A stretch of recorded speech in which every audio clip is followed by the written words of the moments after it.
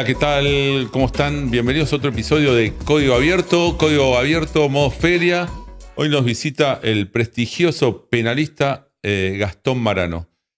Buenas tardes, buenos días, buenas noches para los que nos están viendo. Gastón, muchas gracias por venir. Un placer, Andrés. Te invitamos acá para hablar de cuestiones de derecho penal, como sabés, y bueno, me gustaría charlar de algún tema puntual que te interese. Bueno, estoy para lo que quieras. La verdad es que es una feria muy movida. Tengo algunas causas con habilitación de feria, así que acá me encontrás, en plena ciudad de Buenos Aires, tratando de tapar permitime si querés, el uso del fútbol para esto, como manera de salar las heridas, pero tratando de tapar las pateadas al arco de dos fiscalías que vienen muy activadas esta feria. Atajando, no, vos fuiste, recordemos a la gente, abogado de causas de mucha trascendencia mediática que yo recuerdo, creo que la más importante, digo, como abogado, me pongo en tu lugar, puede ser la que estuvo involucrada la expresidenta de la Nación, Cristina Fernández de Kirchner. Después, algo reciente que también tuvo mucho impacto, la causa de fentanilo.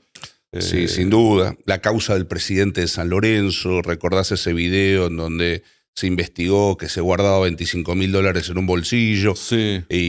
Morelli, ¿no? Moretti. Y que, bueno, la justicia no fue, por lo menos hasta ahora, con la velocidad con la que uno quisiera para probar los hechos. He estado plagado de algunas causas que han tocado los medios bastante fuertes. Sí, mucho impacto mediático. Uh-huh. Te pregunto, la causa de fentanilo, te pregunto eso porque me parece que en el popular la gente piensa, bueno, laboratorio, fentanilo contaminado, cientos de muertes, de víctimas. ¿Qué nos puedes contar un poco de esa causa? Tiene que hay mucho más impacto mediático. Ese impacto mediático, esa información que dan los medios, ¿tiene que ver con la realidad del expediente? En gran parte no. Y ese es un problema al que nos enfrentamos los abogados cuando tomamos una defensa que está siendo cubierta, quiero decir, la causa por los medios. Y te voy a dar un ejemplo muy claro sacado de esa causa. Los medios han titulado esto como una suerte de cromañón sanitario. ¿Por qué? Por la cantidad de muertes que produjo el fentanilo. Ahora bien, ¿sabes en realidad cuántas muertes produjo el fentanilo? 0. Lo dice el cuerpo médico forense. Cuando se le preguntó en cuántos casos hay un nexo causal directo entre las bacterias que tenía el fentanilo y la muerte, contestó 0. Ahora, cuando vos lo seguís en la prensa, ese no es el mensaje que se baja y el nivel de alerta social, cuando alguien lee que hay 50, 70, 100 o 150 muertos, es enorme y como vos bien sabés, Andrés, porque litigás y lo hacés cotidianamente, los jueces, los fiscales no están ajenos a lo que los medios publican o a lo que la sociedad reclama a partir de lo que leen los medios. Y ahí es a donde se nos pone a prueba también a los abogados defensores que tenemos que estar, por un lado, ejerciendo una defensa dentro de un expediente, pero también disipando rumores o malas informaciones en la sociedad. Claro, es decir, tenés un informe pericial donde el fentanilo no tiene relación directa con la muerte de estos pacientes. Correcto. Recordemos que eran, por otro lado, pacientes que estaban en una situación ominosa, esto es, integrando unidades de terapia intensiva, con riesgo de su vida. Y si bien se ha establecido que las bacterias del fentanilo estuvieron presentes al momento de la muerte en alguno de ellos, de ninguno se pudo predicar que le haya producido la muerte.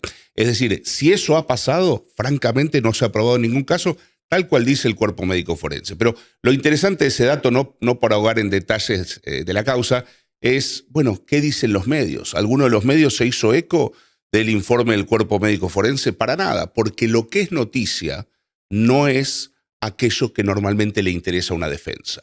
Lo que es noticia habitualmente es aquello que es grandilocuente. Entonces decir, bueno, hay 150 muertos, hay 120 muertos, la verdad es que impacta de una manera e indigna, como me indigna a mí, o te puede indignar a vos leerlo, claro. Y levanta la alarma social, lo cual complica nuestro trabajo. Aparte, tildaban a García Furfaro, que entiendo que es el dueño del grupo, que tenía una verdulería y de repente es dueño de un grupo farmacéutico. Es como que lo hacían, bueno, lo asociaban a la corrupción de cierto sector de la política, sí. Y que era, digamos, parte de la corrupción y después, cuando vos ves, yo algunas cuestiones conozco de la causa por informes y demás, que tenían los equipos de última tecnología a disposición para producir esa droga y además era proveedor de, digamos, de muchos nosocomios en todo el país, y ese era el negocio como empresario farmacéutico. No entiendo cómo va a querer, digamos, vender un producto contaminado que va a terminar con la muerte de un paciente. Eso no se entiende bien. Si es exitoso empresario. Ahí estás dando en el clavo del segundo elemento que hace a este tema algo mediático. No solamente el pretenso tamaño que tiene la cantidad de víctimas, sino quién es el imputado. Y la verdad es que ahí se barajaron una cantidad de mentiras, imprecisiones y medias verdades que son absolutamente insostenibles, desde afirmar que García Furfaro estaba, o García, que estaba vinculado con el narcotráfico, afirmar que estaba vinculado con la corrupción. Lo cierto es que el único antecedente penal que tenía databa de 20 años atrás y por un delito de violencia defendiendo al hermano. Ahora bien, es una persona que dedicándose a distintas áreas del ser empresario había llegado a tener un excelente posicionamiento económico y a partir de eso había montado un laboratorio. No quiero ser yo grandilocuente diciendo era la NASA, pero que era la sorpresa de muchos, a tal punto que el propio gobernador de la provincia de Buenos Aires había coqueteado con la posibilidad de comprarlo para que la provincia de Buenos Aires pudiera producir medicamentos en el más alto nivel. Sin embargo, pintado así, como lo han pintado los medios, termina de traerte una noticia interesante. Mirá este monstruo detrás de un laboratorio que no tuvo ningún escrúpulo en contaminar un medicamento. Y el primer interesado en que ningún medicamento se contamine, aunque entiendas que sea la persona más capitalista y más individualista del mundo, sería el propio empresario. Claro. Es decir, se le fue por el retrete un laboratorio que tenía una tasación de arriba de 90 millones de dólares. Hoy vale 0. No vale 5 millones de dólares, 2 o 1. Vale 0. ¿Quién más interesado en que los procesos se hicieran con absoluta precisión que el dueño de semejante inversión? A ver si vamos a pensar que por ahorrar en comprar barbijos o alcohol en gel va a echar por la borda semejante inversión. Y igual eso se cae a pedazos en cuanto uno observa cómo estaba nutrido el laboratorio, el tipo de personal que tenía de primera línea, lo mismo las máquinas y demás. Pero el punto ahí es qué nos pasa a los abogados defensores cuando tenemos que ponernos al frente de una causa en donde tenemos que dividir la atención entre lo que pasa en el expediente y lo que pasa en el noticiero. No es menor. Claro, inclusive los medios dan cuenta de alguna otra causa paralela que tiene que ver con la compra de los equipamientos que, sobrefacturó alguna máquina que compró, que tiene otra causa. Hay mucha información alrededor, siempre perjudicando, tratando de enterrar al empresario. No veo cuál es el objetivo. El objetivo de la justicia siempre es esclarecer qué es lo que pasó. Sin duda. Porque teniendo equipamiento de alta tecnología como tiene ese laboratorio, se encontró cuál pudo haber sido la bacteria, cómo se contaminó teniendo equipos tan avanzados tecnológicamente. Bueno, el caso es muy interesante desde el punto de vista técnico. Se identificaron las dos bacterias que estaban con la salvedad de que una de ellas, se denomina Klebsiella pneumoniae multiresistente, es absolutamente imposible de encontrar en un laboratorio. ¿Por qué? Me explicaron los que saben de esto, que son los peritos químicos que nos asisten. Porque la multiresistencia a la bacteria se la da el estar en un ámbito con determinados antibióticos, ya sea una terapia intensiva o un laboratorio que produzca antibióticos, que no era el caso. Un perito químico que me preguntaba, bueno, Gastón, pero ¿pudieron determinar cómo llega esa bacteria ahí? Le digo, no, la verdad es que eso no está explicado, porque encontrar una Klebsiella multiresistente en un laboratorio aséptico es como encontrar un hipopótamo en el desierto. Claro. Puede estar, pero alguien lo puso. Por eso venimos insistiendo en la posibilidad, que de hecho es la versión de descargo de García, y por ese lado va, de que se analice si no se trató de un atentado. Estamos hablando del rubro farmacéutico, no estamos hablando de carmelitas descalzas. Y la verdad es que nos hemos encontrado con una pared al tratar de producir la prueba que va en ese sentido. Pero no tengo dudas de que ya sea en esta instancia, ya sea en el juicio, la verdad va a salir a la luz. Claro, sí, entiendo. Sí, hay una lectura que se puede vislumbrar rápidamente, que se entiende que es un sabotaje por las características del hecho que se investiga, del laboratorio. Digamos, no era una persona, era un empresario con equipos de última tecnología. Bueno, esperemos que esto se esclarezca lo más pronto posible para que la sociedad, en definitiva, sepa qué es lo que pasó y no solamente leyendo la información sesgada de periodismo, que en realidad es así, siempre dan información de manera, desde su punto de vista, quizás, no digo sesgada, si no tiene un punto de vista, lo analizan y después lo vuelcan en una nota, pero generalmente el expediente dice otra cosa. Sin duda. Quizás los periodistas no son abogados, no tienen acceso a toda la información, tienen acceso a información parcial, con lo cual no es tan exacta. Vayamos a alguna otra causa. ¿Qué fue para vos, perdón que sea tan... Por favor. ¿Qué fue para vos estar defendiendo a los copitos acusados de atentar contra nada más y nada menos que Cristina Fernández de Kirchner, presidenta de la Nación, vicepresidenta en ese momento? Sí, claro. Bueno, ahí tenés otra causa. Yo tuve encomendada la defensa de Nicolás Carrizo, quien había sido sindicado como prácticamente el autor intelectual y quien había provisto también un arma para el atentado o el arma del atentado. También resultaban imputados, recordarás bien, aquel que vimos en el video apoyarle casi el arma en la cara a Cristina Fernández de Kirchner, un brasilero apellidado Sabac Montiel y su pareja. Cuando me acerco a esa causa, por referencia de otro colega que la había visto y no la había podido tomar, lo primero con lo que me encuentro es que había 3 imputados. En ese momento, en rigor de verdad, eran 4. También había una amiga de la novia de Sabac Montiel. Y al leer el expediente me empiezo a dar cuenta que la prueba contra Carrizo era absolutamente circunstancial. Es decir, mientras que cuando vos observabas la prueba que existía contra Sabac Montiel y su pareja, la misma estaba abonada por cientos de mensajes planeando algo similar a un atentado, con la torpeza que se puede esperar de 2 personas que no tenían una capacidad para eso. Cuando vos observabas, por ejemplo, el teléfono de Carrizo, no notabas ni siquiera un mensaje hablando del atentado. Todos los mensajes que Carrizo tenía eran posteriores a la comisión del hecho y eran propios de lo que uno en la jerga penitenciaria llama un jetón. Una persona que se había dado ínfulas de haber participado en algo en lo que no había participado. Entonces, cuando él está tomando Fernet con 3 amigos acá cerca, en San Telmo, en la calle Montes de Oca, y ve que en televisión aparece un empleado de él con el que vendía copos de azúcar, se vuelven locos. Fue lo más interesante que le pasó a estos sujetos en la vida, que alguien que conocían había aparecido en televisión. Y en el marco de esa locura, digamos, contextualizada de vuelta, con tal vez un vaso o 2 de Fernet, a Carrizo no se le ocurre mejor idea que empezar a mandar mensajes de texto del tipo, ¿viste el pibe este que cometió el atentado? Lo mandé yo.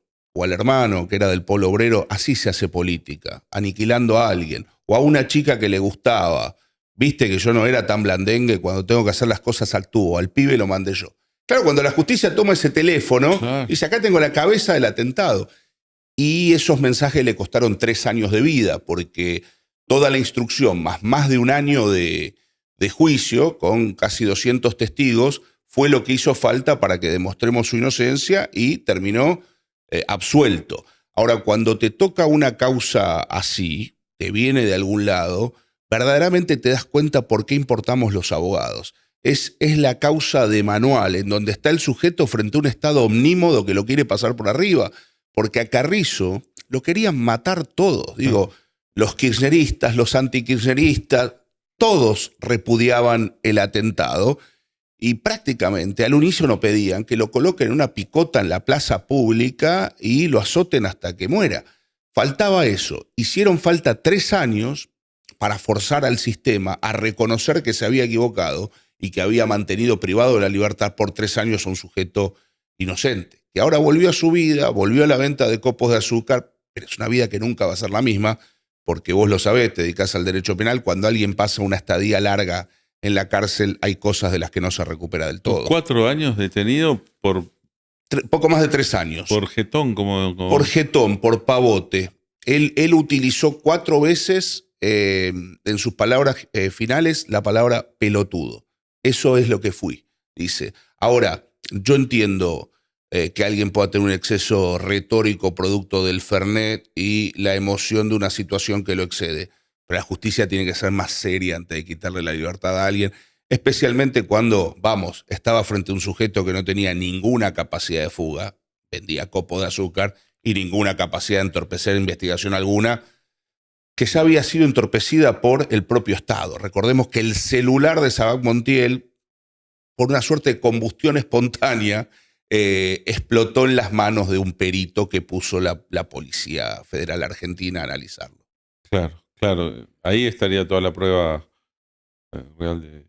¿Y el fiscal qué hizo en esta oportunidad con tu defendido? O sea, ¿lo acusó o...? No, hacia el final del juicio, ni la querella que estaba llevada adelante por el doctor Ubeira y el doctor Aldazábal, que son dos prestigiosos colegas y demás, ni la fiscalía decidieron acusar. Por supuesto que entiendo el rol de la querella perfectamente, y la querella no está atada a una objetividad, pero me cuesta entender que a un funcionario público, léase a un fiscal, que sí tiene que ser objetivo, le lleve más de un año de juicio darse cuenta que tenía sentado un perejil en el banquillo de los acusados. Así que al momento de los alegatos, recién ahí fue cuando decidieron no acusar y cuando, por otro lado, recuperó la libertad Carrizo, ¿no? Ante un pedido de la defensa inmediato. 4 años después. Sí. Esto pasa, ¿no? ¿Viste? Las falsas denuncias, sobre todo en casos de abuso sexual, supuesto abuso sexual, víctimas, conflictos familiares que los llevan al derecho penal, digamos. ¿Qué te pasa ahí cuando tenés esas causas? No solo de impacto mediático, creo que en alguna trabajamos juntos. Sí, claro. ¿Cómo las ves en la provincia de Buenos Aires, a nivel nacional? Pues ahí podés ver diferencias enormes. Bueno, me parece que hay que no correr el riesgo de generalizar. Es decir, nadie puede sostener que toda denuncia en un contexto de género sea una falsa denuncia, ni mucho menos. Digamos, no hay que caer en esa paranoia de que todo lo que se denuncia es una falsa denuncia. Tampoco hay que caer en el facilismo contrario de decir, no, bueno, yo te creo, hermana, lo que denuncia una mujer es automáticamente cierto. El sistema no le tiene que creer a la mujer, el sistema le tiene que creer a la prueba. Y la mujer que va y denuncia valientemente es la puerta de acceso a la producción de la prueba. A mí como defensor me cae muy mal cuando las fiscalías actúan con la denuncia como si fuera suficiente para llevar adelante una acusación que termine una condena. Pero las fiscalías lo hacen porque saben que es suficiente en muchos casos. Y, digamos, en lugar de producir la prueba que va a acompañar esa denuncia y que va a sellar la suerte de alguien que eventualmente va a estar sentado en un banquillo y al cual se le va a bajar el martillo, bueno, tienen una pasividad, un anquilosamiento a veces, que cuando tomás una causa de género, lo único que ves es foja número 1, denuncia a la mujer, foja número 2, orden de detención, foja número 3, requerimiento de elevación a juicio. Eso no puede pasar. Es decir, que deba tenerse una perspectiva de género en el sentido de brindarle a la mujer todos los accesos a la justicia de los que ha sido privada durante muchísimos años, porque esto también es cierto, también la mujer ha sido la convidada de piedra durante muchos años del sistema. En ese sentido, la perspectiva de género me parece algo bueno. Ahora bien, la perspectiva de género entendida como la caída de brazos de las fiscalías para no salir a pedir cámaras, para no cruzar teléfonos, para no tratar de acreditar de otro modo lo que alguien está denunciando, porque no vaya a ocurrir que descubramos que la denuncia no es veraz, bueno, eso no puede ocurrir. La teoría del delito es teoría del delito. No hay teoría del delito con perspectiva de género. La teoría del delito te obliga a tomar todas las medidas necesarias para descubrir que estás frente a un acto típico, antijurídico y culpable. La idea de una flexibilización probatoria que reduzca la carga de la prueba necesaria para procesar y condenar a una mera denuncia, me parece que es el daño más grave que se le ha proferido al Estado liberal de derecho en los últimos años. Y muchas veces discutimos, y lo podemos hablar, Andrés, que la justicia está muy cuestionada y Comodoro Pi, la corrupción de Comodoro Pi le puede perjudicar o cambiar la vida a 100 tipos, a 200, a 300. la flexibilización probatoria en materia de la llamada género le puede cambiar la vida a cientos de miles o millones de hombres. Entonces tenemos que ser muy cuidadosos con eso. Y por otro lado, si no se es cauto con las denuncias falsas y con su identificación y con su contradenuncia, se le está quitando real posibilidad a la mujer que auténticamente ha sido víctima de un delito de que se le crea, porque uno, claro, ve los ejemplos más atroces, este chico que aparece contando ya un adulto, me obligaron a mentir diciendo que mi papá abusaba y demás, el caso Guisoni en provincia, y uno se rasga las vestiduras y tal vez caiga en el exceso contrario, de pensar que todo es una falsa denuncia. Creo que este tema merita una seriedad que no ha tenido todavía recibo en ni el Ministerio Público Fiscal ni en los magistrados. Como veo un desbalance, había antes pasado lo contrario, se puede decir eso, que a la mujer no era escuchada debidamente. Para nada. Y ahora, totalmente, lo que dice, si es mujer, es cierto, es algo que realmente no me pasa en el fuero, en esa jurisdicción, en Lomas. Una persona hace 6 años que no ve a su hija acusada falsamente, tenés pericias médicas, psicológicas, psiquiátricas, de todo tipo, donde hablan de que no hay síntomas de ningún tipo de abuso. Estamos hablando de una menor. Así todo, la fiscal dice, no tengo certeza negativa. Esa certeza negativa y después, pañuelo verde, más allá de las bondades, de la militancia, por la gente con pañuelo verde y demás, yo no me quiero meter eso, pero sí me quiero meter cuando esa situación política hace que seas parcial y que como fiscal vos tenés que, digamos, investigar, ser objetiva, y si tenés pruebas que dicen lo contrario, tenés que pedir el archivo del sobreseimiento de la persona. No, tengo que ir a juicio porque la menor habló. Cuando la menor habla y tenés un perito que dice no, el lenguaje impuesto, adulto, las pericias dan en un sentido, tenés que, digamos, sos funcionario público, te pusieron ahí para que hagas tu trabajo y tenés que fallar y resolver con esa imparcialidad que se requiere. Entonces, esa situación de militancia política cuando confunde al funcionario es un problema para todos, ¿no?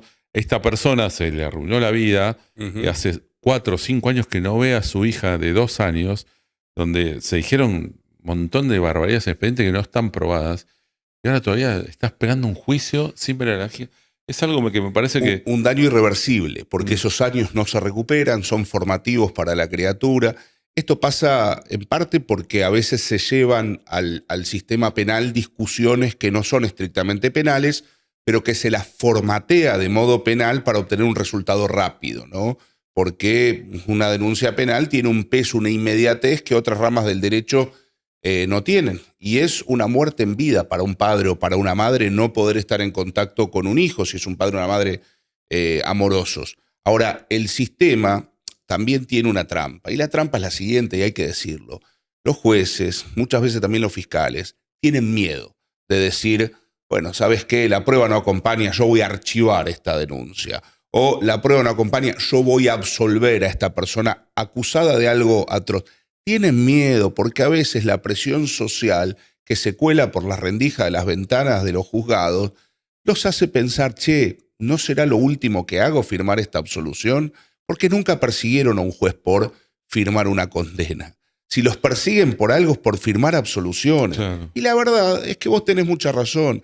Si has sido puesto ahí, vos tenés que bancártela y tenés que firmar lo que te dicta tu conciencia después de haber ponderado la prueba. Sí.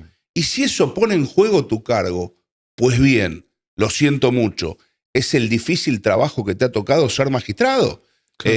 Pero esto que vos contás, yo lo veo todo el tiempo, causas que se eternizan cuando no hay nada de prueba, porque nadie se anima a ponerle el cascabel al gato para que no salga una publicada, una pegatina, un titular, diciendo, bueno, el juez absolvió al hombre acusado de violar a su sobrina, bueno, o a su hija o lo que fuera. Lamentablemente, cuando la justicia se guía por el título del delito y no por la prueba, ocurren injusticias. Ahora eso pasa. Yo pensaba un poco hasta en la causa de los rugbyers, que podemos estar de acuerdo, que hay una condena y que debe haberla. Pero cuando yo veía el video y escuchaba que por la ventana entraba el ruido en donde había gente cantando asesinos, asesinos, inmediatamente pensé que no se podía llevar un juicio en esas condiciones. No porque quiera, digamos, abogar, no soy defensor de ninguno de ellos. Soy defensor del Estado de Derecho y del debido proceso. Y si vos tenés a los jueces escuchando los cánticos de una turba iracunda diciendo justicia es perpetua, la verdad es que reducimos la posibilidad de que opten por otra cosa si su conciencia se los manda. La solución a eso no la conozco de manera acabada, no me la puedo imaginar. Por supuesto que la sociedad tiene derecho a pedir una facción lo que le parezca y la otra lo que le venga en gana. Pero creo que tendríamos que tratar a los juzgados y a los tribunales verdaderamente como templos de justicia, en donde cuando está ocurriendo un juicio no tiene que haber ninguna interferencia. Hace poco nos pasó, no hablemos del caso en concreto, pero hemos estado trabajando los dos en una causa y en la calle había gente de un bando, gente del otro bando, líos, escaramuzas. Eso no es bueno.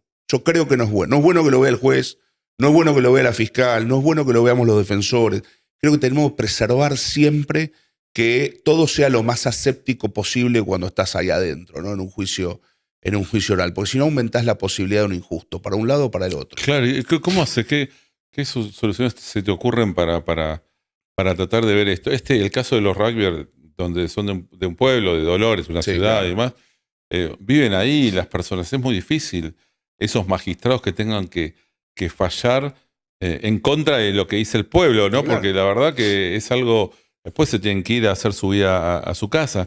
Están atravesados por esa situación en lo personal, donde van a comer, donde salen, ¿no? Amigos. Van al verdulero y le dice... Perpetua. Y Doc, les va a dar perpetua, ¿no? Y la verdad es que, mira, la solución, la más clara, la que tenemos a la mano, es el anonimato del juicio por jurados. Claro, en donde cada uno de los jurados decide...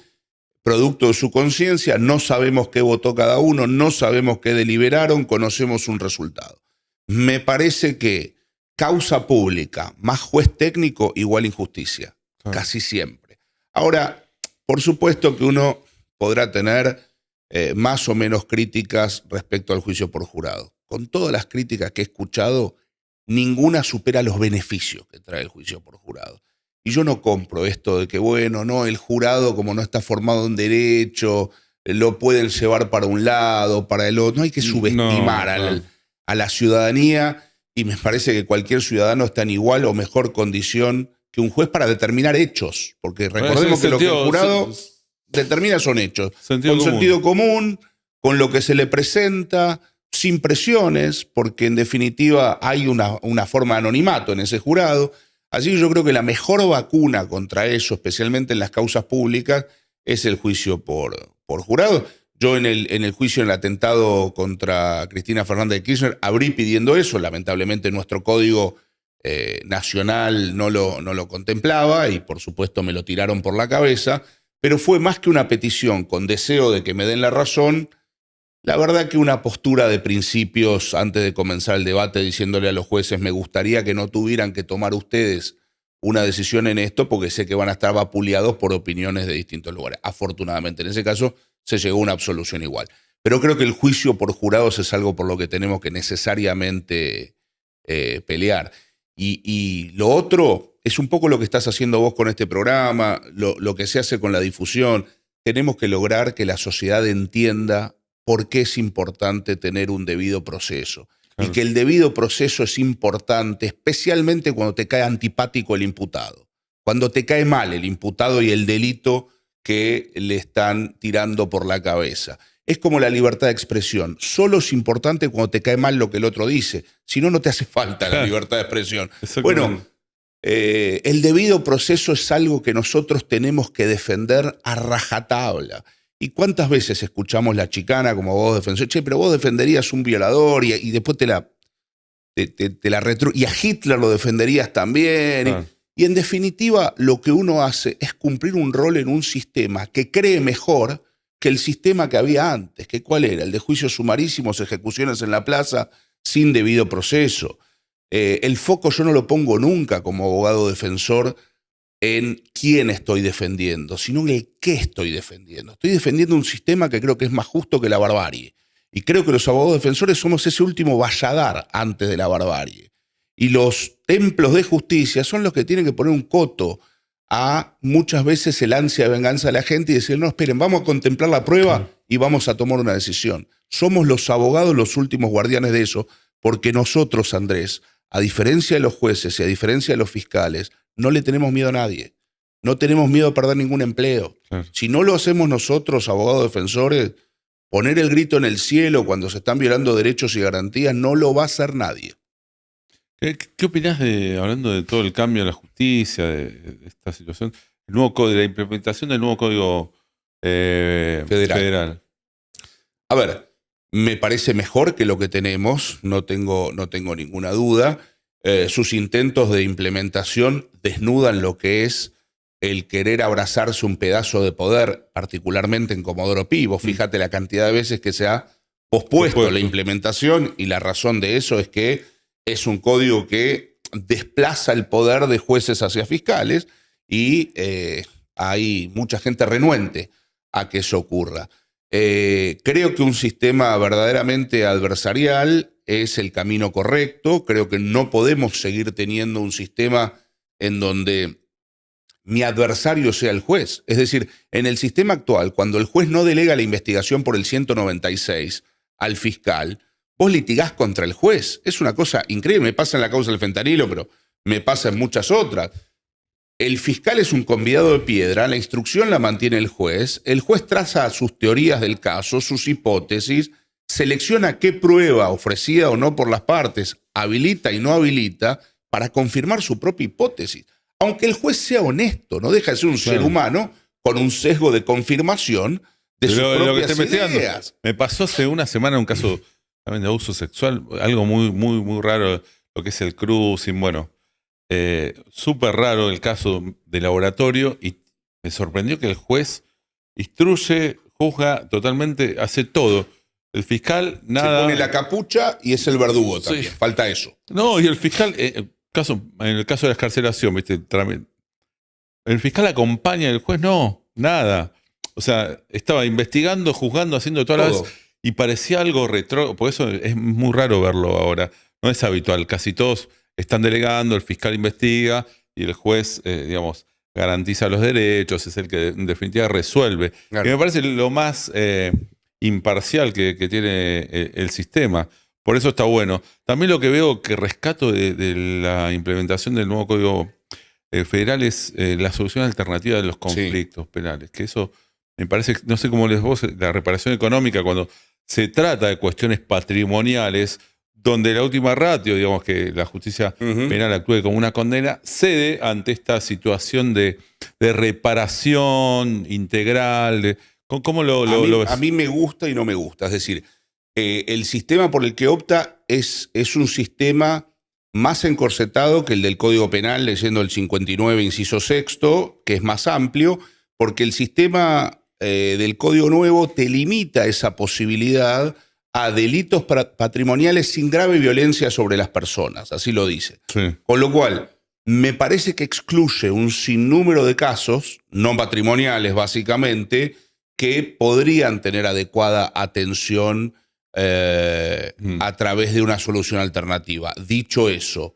por supuesto que el hecho de que esté reglamentado en un código procesal te da una herramienta como abogado que antes no tenías, porque nosotros teníamos que ir siempre al código de fondo para tratar de salir con una reparación integral, y nadie sabía explicarme demasiado bien de qué se trata, porque al no tener regulado eso procesalmente, hay fiscales que te aceptaban un ofrecimiento económico si la víctima estaba de acuerdo, había otros que se atrincheraban en el 120 de la Constitución Nacional y te decían, no, la ofendida es la sociedad.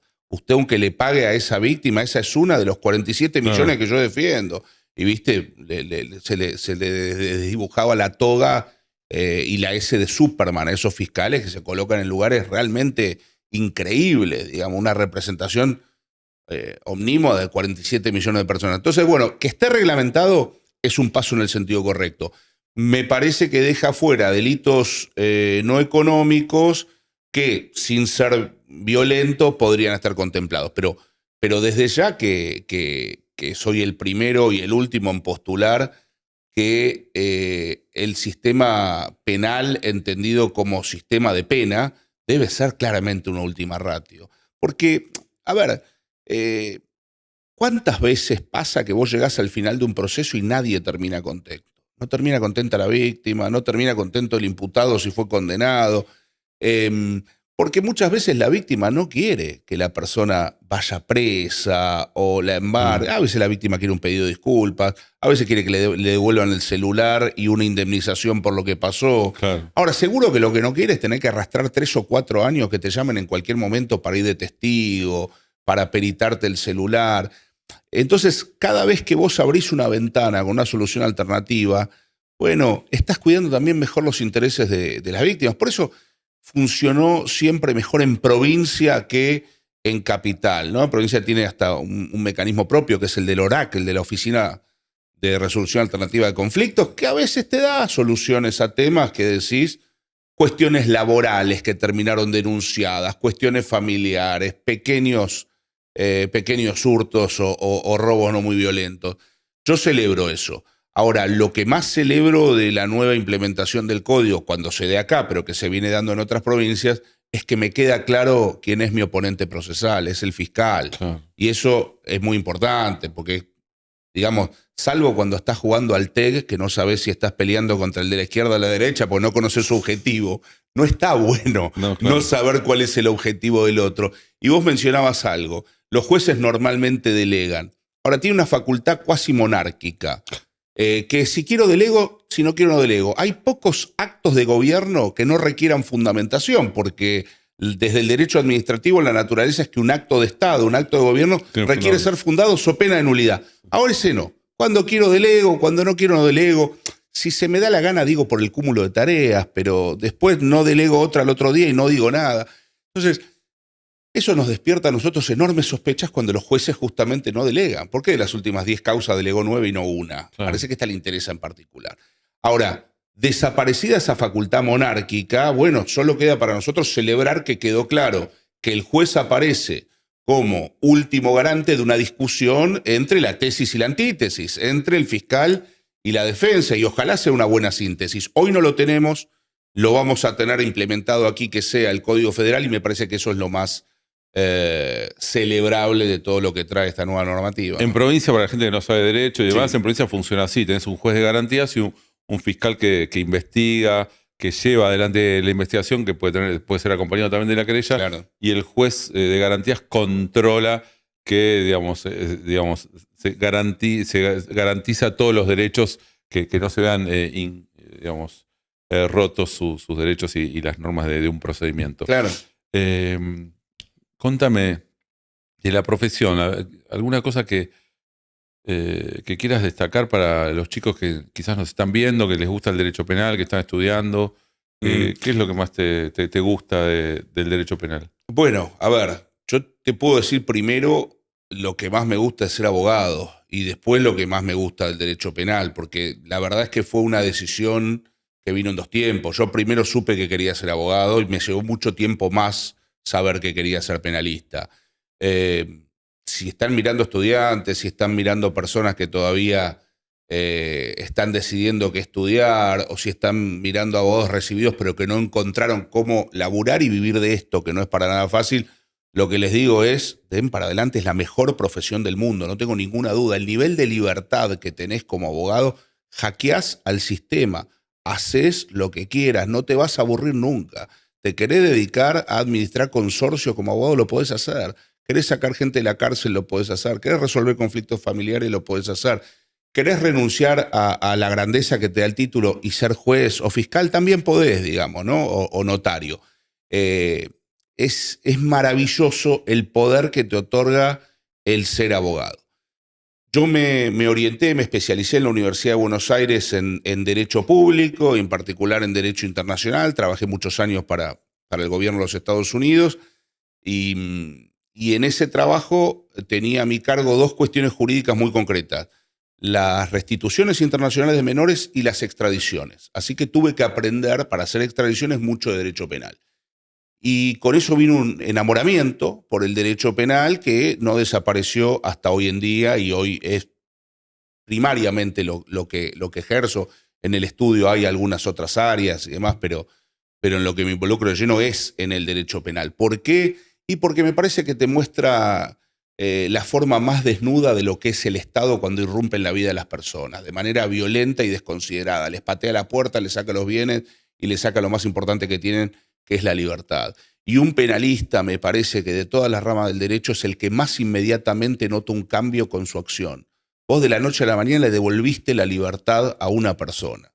Y lo digo en primera persona, se la devolviste vos. Si era por el fiscal y era por el juez, iba a estar tirado en la comisaría cuarta de Francisco Solano otros 8 meses hasta que se acuerden que le podían ofrecer un abreviado que lo firme y sale. Vos le devolviste a una persona la tranquilidad de volver a su casa, aunque sea con una morigeración. Vos le limpiaste la dignidad de una persona con una absolución. O sea, el ejercicio del derecho penal te da una vuelta inmediata y que no es económica. Digo, las mayores satisfacciones que uno tiene, se puede ganar plata con esto y se puede ganar buena plata, no digo que no, pero no pasan por lo económico. Es decir, uno no dice, suspirando, qué buen día hoy, gané $10.000. Digamos, ganas plata, fantástico. Pero los buenos días como penalistas son los días en que te firman una libertad, te firman una absolución, vuelve a la casa. El nivel de gratitud de las personas con las que trabajamos cuando les devolvés justamente eso, la tranquilidad mental, la dignidad, la libertad personal, la propiedad. Yo no lo vi en otras ramas, por eso es lo que me gusta, ¿no? Es lo que hago. Y es difícil que te desenamores del derecho penal una vez que te metes. Así que el mensaje es ese, denle para adelante, no renuncien a eso. Yo no me autopercibía penalista como estudiante, me llevó unos 5 años después de graduarme entender qué era lo que realmente me gustaba. Antes tenía la cabeza inflada con que quería ser diplomático y algunas otras cosas, todo lo cual renuncié voluntariamente ante la idea de seguir laburando de penalista. Que a mí me pasó lo mismo, yo tuve una formación de administrativista, estudié Derecho Público en la Austral y después trabajé en la justicia penal como meritorio cuando era estudiante, pero y después me di cuenta que lo mío era el derecho penal. Tuve profesor a Boriski en Derecho Penal, Sanchinetti, grandes maestros que la verdad que el día de hoy los recuerdo. El mejor de Boriski, tuve un año y tuve el gusto, cursaba una vez por semana y tenía 3-4 horas en un día. Es una cursada que se hace, le digo a las personas 2 veces por semana, anual, y lo tenía Boriski. Toda la clase se quedaba, por lo menos 2 horas, y la verdad que no me daba cuenta, pero un placer, como la pasión que le pone el doctor a Derecho Penal, igual que Sanchinetti, ¿no? Que está bastante, que te decía cómo pronunciar un nombre alemán, si decías mal el apellido, te hacía salir a repetirlo, te impulsaba, te motivaba que estudies derecho alemán. Digo, siempre, bueno, tuve esos 2 grandes maestros para mí que bueno, después... Tremendos maestros, especialmente Sanchinetti, ¿no? 2 veces doctor y traductor del alemán de grandes obras. Pero, a ver, no nos vamos a mentir entre nosotros, es lo más interesante del derecho. Vos imaginate una fiesta de Navidad, una fiesta de Año Nuevo y hay varios abogados. ¿Quién cuenta las anécdotas? El penalista, digamos. ¿Quién las va a contar? ¿El administrativista? ¿Qué va a decir? Uy, ¿no sabés la licitación que volteé? Dale, es un embole. El comercialista diciendo, che, ¿sabés que le pude ejecutar un pagaré a la AFA? ¿Y qué? Digamos, las historias interesantes las tienen los penalistas. Como me imagino que en el área médica, en la misma fiesta, no sé, el proctólogo debe tener las mejores anécdotas. Bueno, en el derecho somos los penalistas, los proctólogos del derecho. Me parece un buen título para la charla. La última, Gastón, para ir cerrando. ¿Un libro que le puedas recomendar? El alma de la toga fue un libro muy formativo para mí de Osorio. Saquémosle, obviamente, los 100 años de historia que tiene, porque obviamente el rol de la mujer está totalmente desdibujado. Es un español que cuando te describe el rol de la mujer en el estudio jurídico te la describe sirviendo café. Es un horror. Claro. Digo, es víctima de ese tiempo. Leámoslo con conciencia de tiempo. Me parece que es un libro muy formativo para el que esté dando sus primeros pasos en el derecho en general. Y para el derecho penal, a mí me parece que La defensa nunca descansa. Es un libro escrito por uno de los defensores de O.J. Simpson, un gran abogado, Lee, que describe el día a día de un penalista de alto vuelo. En su caso es bastante autorreferencial el libro. Él dejó de ser militar piloto militar para ser abogado penalista y cuenta que el único lugar donde encuentra una adrenalina parecida a volar un avión militar es en el derecho penal, y a mí me fascinó. Así que cerraría con El alma de la toga y La defensa nunca descansa. Me parecen 2 libros para aquellos que les guste el derecho, y en particular el derecho penal, necesarios. Bueno, Gastón, muchas gracias. Esto ha sido otro capítulo de Código Abierto, modo feria. Tuvimos el honor y nos divertimos mucho. Hablamos de derecho penal con el doctor Gastón Marano. Le agradecemos nuevamente. Muchas gracias, Gastón. Un placer, Andrés, a disposición. Gracias por estar ahí. Nos vemos en el próximo capítulo.